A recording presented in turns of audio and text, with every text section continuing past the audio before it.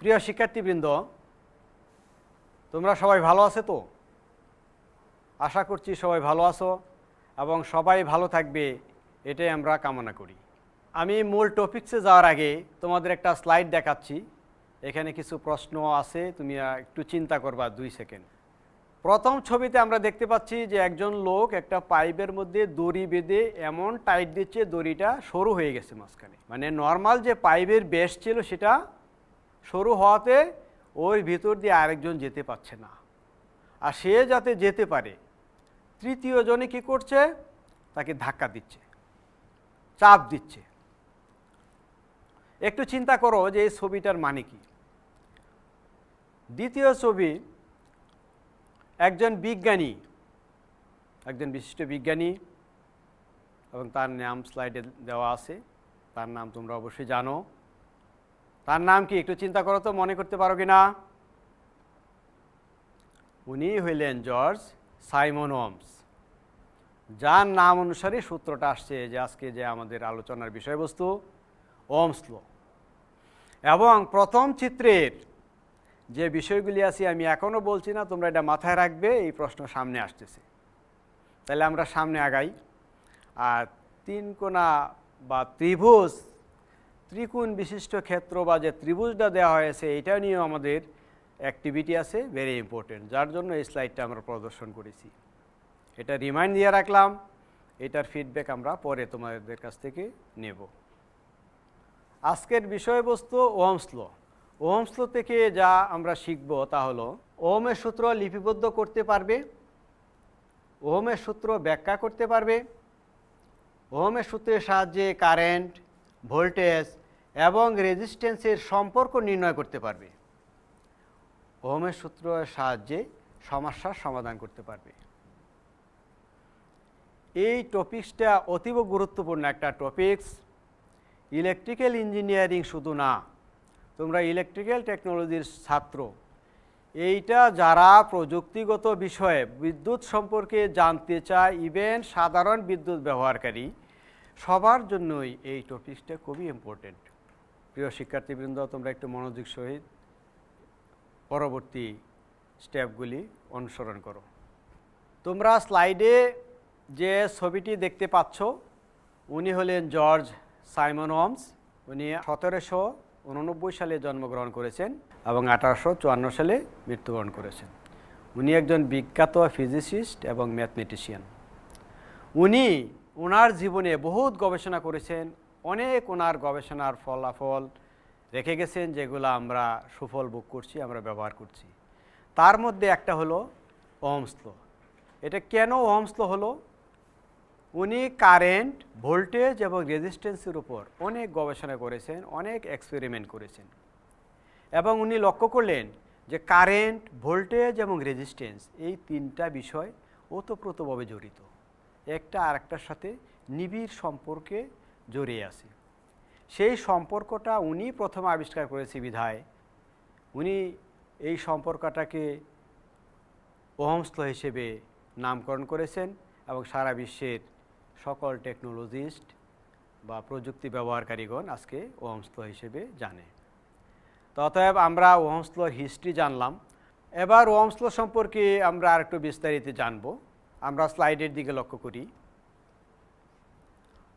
অধ্যাপক বিজ্ঞানী George Simon Ohm's 1826 খ্রিস্টাব্দে সর্বপ্রথম কারেন্ট, ভোল্টেজ ও রেজিস্ট্যান্সের মধ্যে একটি গাণিতিক সম্পর্ক আবিষ্কার করেন। তার নাম অনুসারে একে ওহমের সূত্র বলে।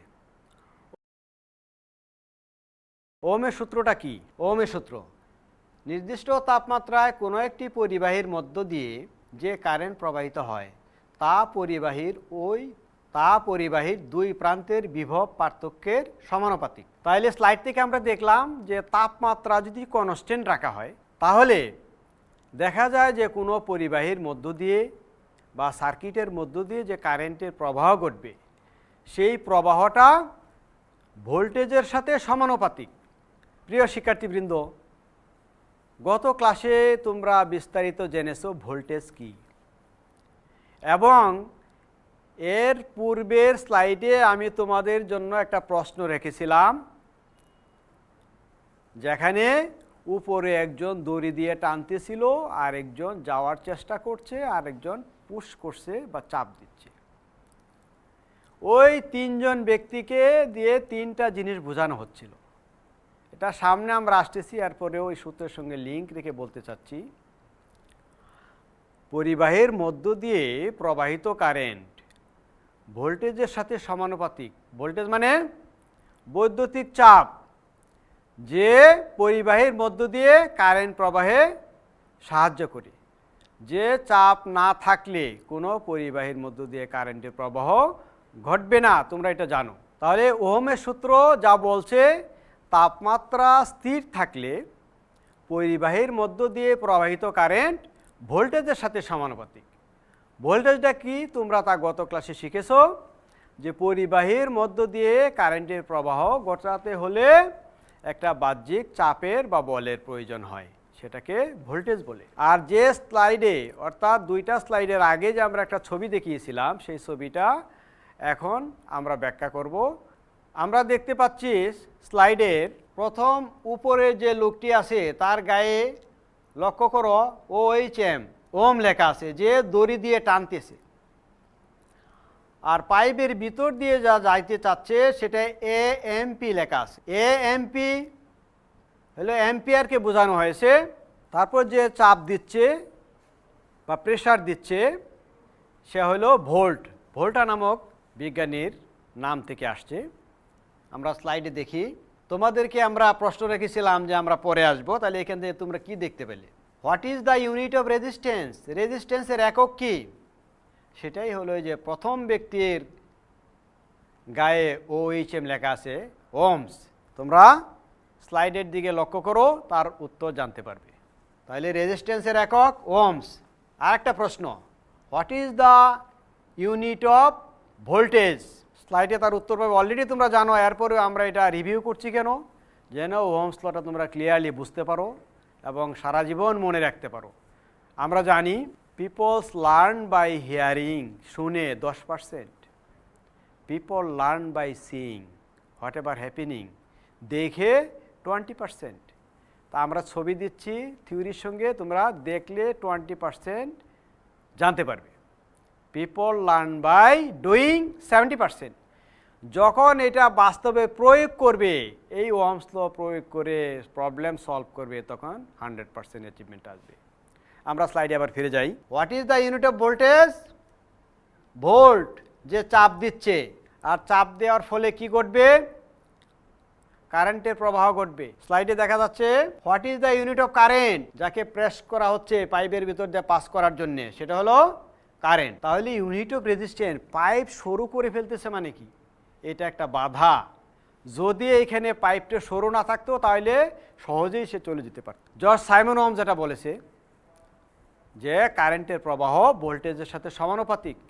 এইখানে যদি বেশি কারেন্ট পাস করতে হয়, চাপ বেশি দিতে হবে।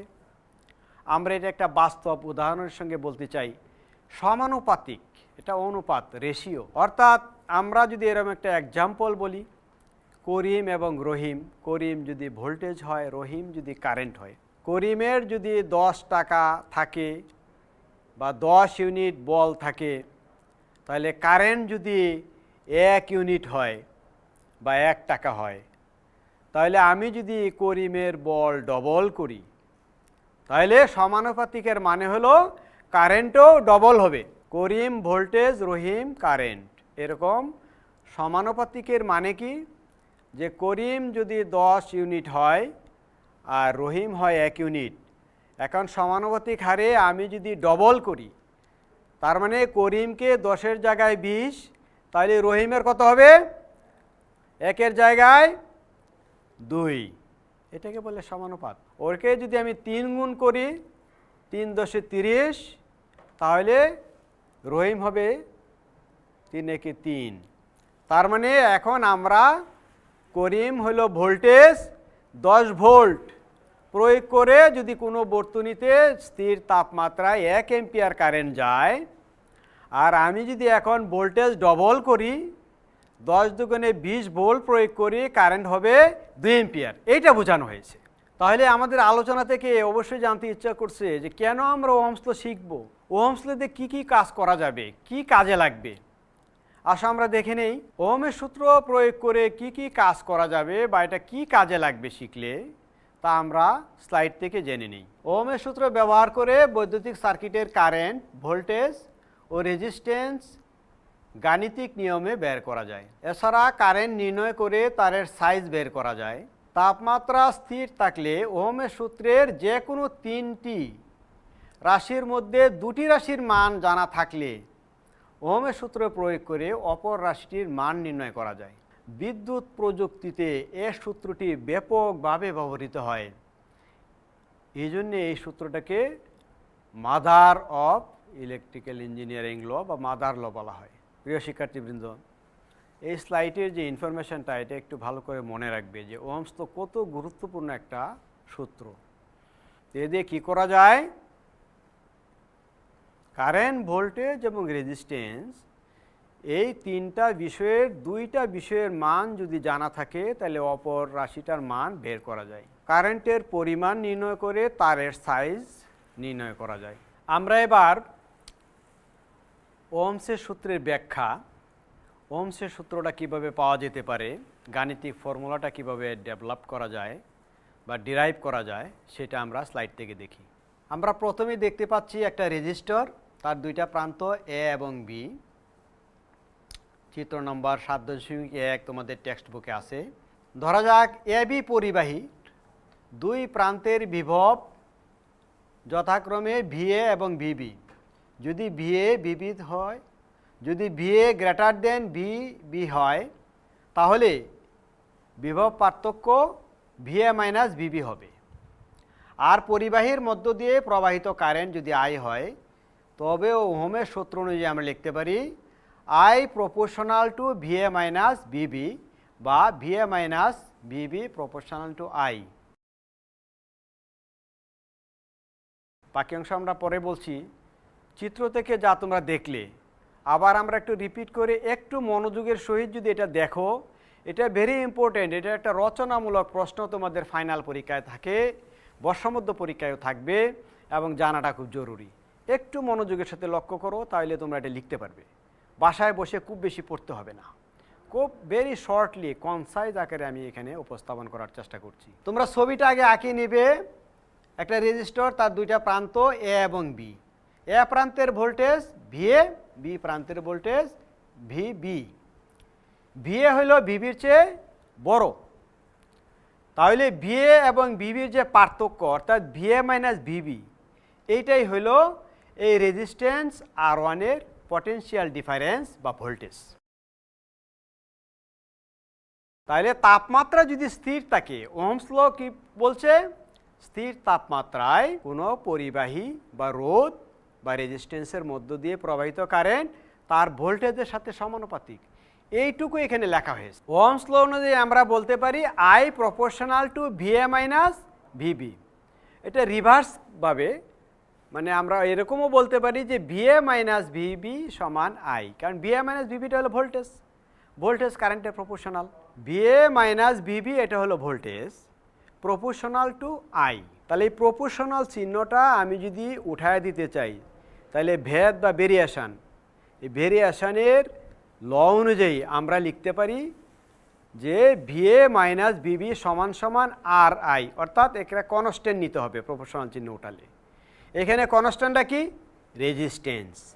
তাপমাত্রা যখন স্থির থাকে কোনো পদার্থের রেজিস্ট্যান্সও স্থির থাকে। তা আমরা একটা রেজিস্ট্যান্স দিব যেটা স্থির, কারণ আমার সার্কিটে একটা রেজিস্ট্যান্স আছে। আমি যে রেজিস্ট্যান্সটা নিয়েছি এই রেজিস্ট্যান্সের একটা ভ্যালু আছে 10 ওহমস, 1 কিলো ওহমস অথবা 10 কিলো ওহমস, এরকম একটা মান থাকবে। তাহলে রেজিস্ট্যান্সের মান স্থির, তাপমাত্রা স্থির। তাহলে কারেন্টেরটা ভেরিয়েশন বা কারেন্টের পরিবর্তনটা কার উপর হবে, ওহমস ল অনুযায়ী ভোল্টেজের উপর। এই জন্যে VA minus VB proportional to আইকে আমরা লিখতে পারি সমান সমান আর আই। এখানে আর হলো একটা সমানুপাতিক ধ্রুবক। তাহলে আমরা পেলাম ভিএ মাইনাস ভিবি সমান আর আই, এখানে আর একটি সমানুপাতিক ধ্রুবক।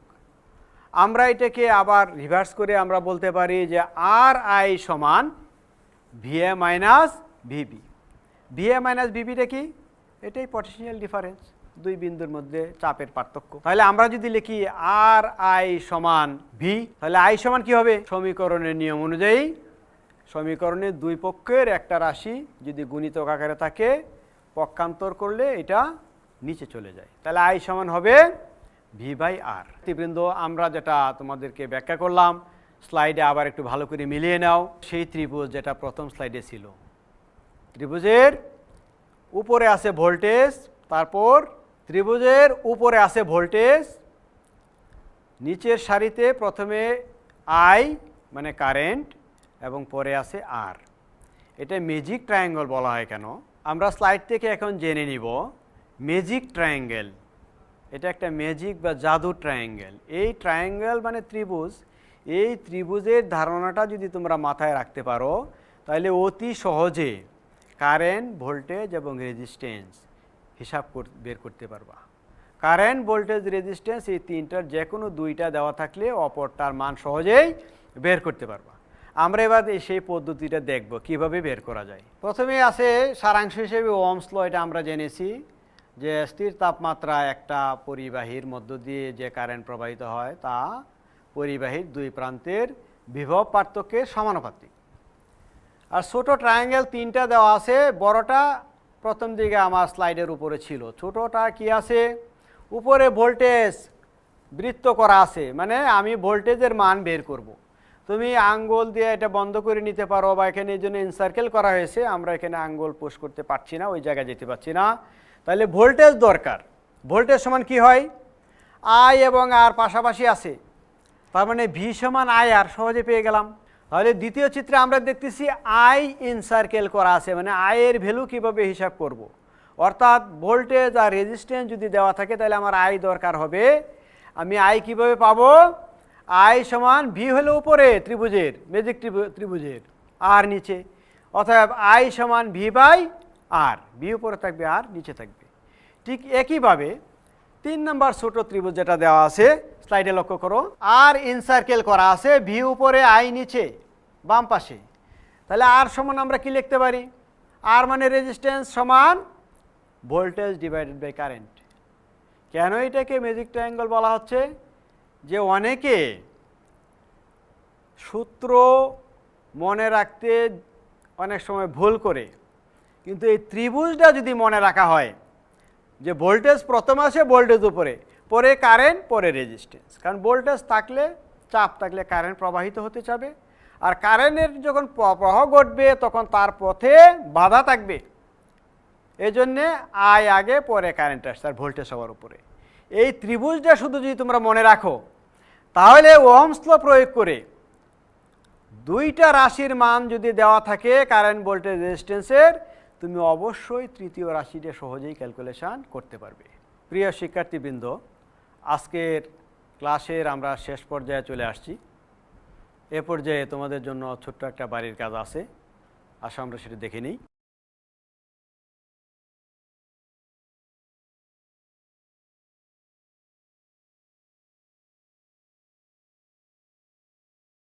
প্রিয় শিক্ষার্থীবৃন্দ, আমরা আজকের ক্লাস থেকে যা শিখলাম, কারেন্ট, ভোল্টেজ এবং রেজিস্ট্যান্সের মধ্যে যে একটা বিশেষ সম্পর্ক, যেটা বিজ্ঞানী জর্জ সাইমন ওহমস আবিষ্কার করেছে, ওহমস ল। অর্থাৎ আজকে আমরা ওহমস ল শিখলাম, ওহমস লর ব্যাখ্যা জানলাম, ওহমস ল প্রয়োগ করে কিভাবে দুইটা রাশি কারেন্ট, ভোল্টেজ এবং রেজিস্ট্যান্সের মধ্যে দেওয়া থাকলে তৃতীয় রাশিটা বের করা যায়। ম্যাজিক ট্রায়াঙ্গেল থেকে সেই পদ্ধতিটা আমরা দেখলাম, এবং আমরা ওহমস ল প্রয়োগও দেখলাম 3টা এক্সাম্পল থেকে টেক্সট বুকের। তোমরা আরও বাকি এক্সাম্পলগুলি এবং অনুশীলনী প্রবলেমগুলি প্র্যাকটিস করবে। আর এই আজকে যা শিখেছো সেটার উপর ভিত্তি করে তোমাদের জন্য ছোট্ট একটা বাড়ির কাজ দেওয়া আছে, সেটা তোমরা সমাধা করে তোমাদের শ্রেণী শিক্ষকের কাছে জমা দেবে। তোমরা সবাই ভালো থাকো, নিরাপদে থাকো, সুস্থ থাকো। আল্লাহ হাফেজ।